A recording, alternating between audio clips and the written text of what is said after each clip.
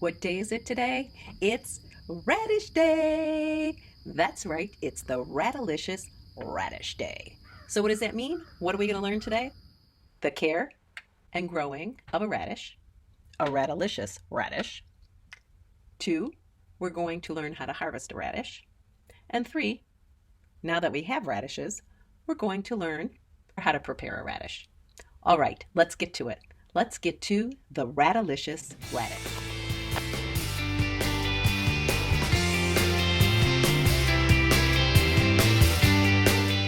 All right, let's get to it. The Radish Basics.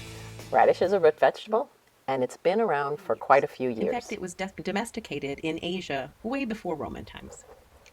Today, it's eaten all around the world with many varieties, and they differ in color, shape, size, and flavor. And you can see in terms of colors anywhere from a white to a pink to a red to a purple to a black radish. And in terms of taste, it can go as mild as almost like an apple or a potato to as very, very spicy like a pepper. And then in terms of what's it known for? It's known for the crunch. It's known for the coolness or the crispness. It's paired a lot with different types of foods, from spicy to very bland foods, both of which it's a very much a complementary food. But also too, it's eaten alone or in salads. So overall, a radish is a really good vegetable. Radish Basics, growing. It's a great vegetable for experienced gardeners as well as new gardeners. And the reason is it's easy to grow. And it is a protectant plant. So let's talk about it. So easy to grow is that it germinates within 3 days and it matures, or you can harvest it, most varieties within 30 days and sometimes shorter than that. So pretty simple. In terms of pests, it really doesn't have a lot of pests. And the reason is that it's very short growing. So 1, it doesn't have time to have little pests come by it. But 2, it's very much a repellent of the very common and pretty destructive pests that we have in all of our gardens. Okay, part 2. Let's get to the harvest. Today we're going to be harvesting my first fall crop, which is the French breakfast radish. I will tell you, this French breakfast radish has been amazing. It germinated within 3 days, and it is now day 28, even though the maturation date was day 26, day 28, and we're ready to do a total harvest. So let's take a look at it. Okay, how do we know it's time to harvest? Well, there's 2 ways to know it. Very simply is when you plant the seeds, and that's what I typically do. On my seed label or my row label, I write the name of the plant, the date I planted it, and the dates till maturation. And if I feel like it, I calculate out a potential date. And that's what I keep on my seed labels. Second way is just look at them. Radishes, like most root vegetables, will shoulder when they're ready to be harvested, when they're done. Basically what they're doing is they're saying, pick me, pick me. And that's how you know. So if your radishes have shouldered, it's within the maturation date or the harvest date.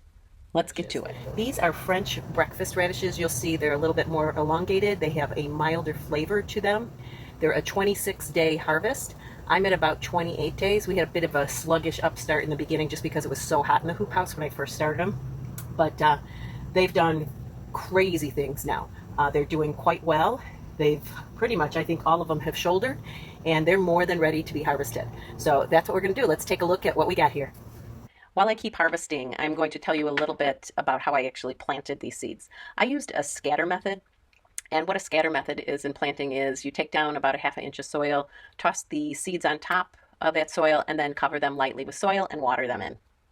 That's a quick, easy method. It's a great method if you don't know or you don't have confidence in the germination of the seeds. Either they're a new seed that you've ever used or they're an old seed packet and you just are not sure. That's when I use the scatter method. Now, I will tell you, after doing the harvesting on these seeds, my next harvest, I am going to use the second method, which is 1 seed, 1 hole every square inch, because the germination on these seeds was about, easy 95, if not 100%. So next harvest the next sowing of my seeds, which will probably be tomorrow, 1 seed per hole, and it will cause me less thinning that I have to do, and overall a higher efficiency rate with my radish harvest. So as a side note, radishes are one of those root vegetables, like most root vegetables, that you need to thin. If you don't thin them, your end harvest will be impacted by it. So basically, if they're close together, you're not going to have a good size radish. So you want to make sure you space them and space them a good inch apart so that the root has room to grow. So that's just a quick FYI. Well, here we go. Here's the results of our hoop house harvest 1, and this is the French breakfast radish. As I mentioned before, it's a 26-day harvest. It's a 3-day germ date on it, or germination date on it, and it did hold true to the germination. I let them stay in the ground another 3 days, so it's about day 29 right now. But I will say, smell good. I know I did a taste test earlier today. Again, very mild flavor, still have a little bit of a bite to it. I think it's going to make a very nice salad. Of 50 good radishes. Again, if I had done a better job in thinning them or didn't use the scatter method, I would have an even higher yield than what you see right here. But overall, very pleased, very happy with my first fall harvest of radishes. Okay, now what do we do? How do we store them? How do we clean them? How do we cook them? So in terms of storage of radishes, they actually are fairly hardy. So if you're just going to store at room temperature, 2 to 3 days. If you're going to keep them in a root cellar or in the crisper drawer of your refrigerator, they'll last up to 2 months. So that's pretty good. I'll be honest, I'm going to use all of my radishes.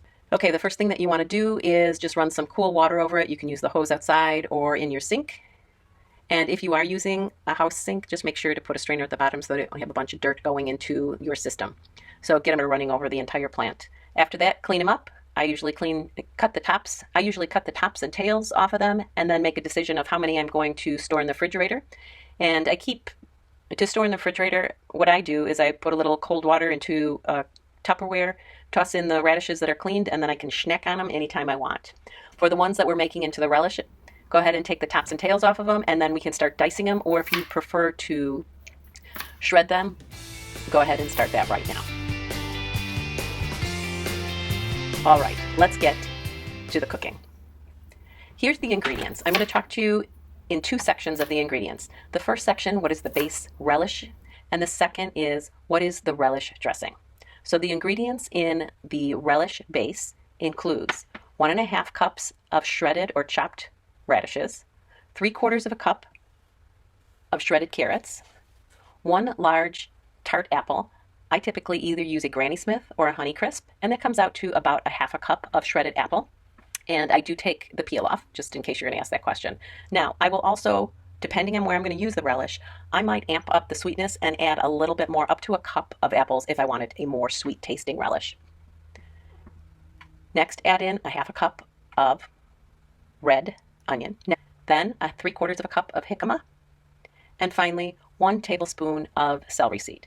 Now, I will tell you, I like celery seed and I like that little crunch and bite of celery seed. So sometimes, I'll be honest, I'm a little heavy-handed with the celery seed and it might get all the way up to 2 tablespoons of celery seed. So I would say start with 1 and then adjust after you put the dressing in to determine how much more you want in there. So that's it for the slaw base. Put it all in a bowl, fork it together, and let it sit while you move on to make the relish dressing. Again, it's a standard dressing.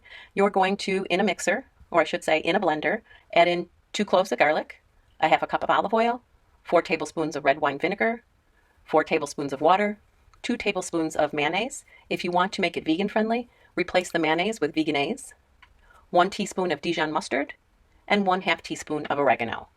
Blend it till it's nice and smooth. Taste it. Then you want to add it to the slaw. Then you want to add it to the relish base.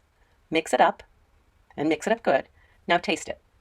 This is when you add salt and pepper to taste, and then tweak the amount of apple and tweak the amount of celery seed based on your preference. Serve it up in a bowl. Add either fresh or dried parsley as a garnish. Now, the one thing I like about this Radish radish relish is you can use it as a total side, kind of more like a coleslaw, or it can be used as a condiment or a relish. And I like it as a relish or a condiment to roasted vegetables or baked potatoes, as well as I like it as a nice blend with meat dishes, such as a spicy Asian meat dish, or a heavier sausage, such as a bratwurst or an Italian sausage. It just complements it well and kind of adds a little cool bite to the overall flavor. So take a try. Let me know in the comments below if you made my version or your version of the Radish relish and what you thought of it. And again, too, if you like this video, give me a thumbs up. If you want to see more videos by Realize Your Art, please feel free to hit the subscribe button. That's it for today. I hope you enjoyed our Radish Radish Day.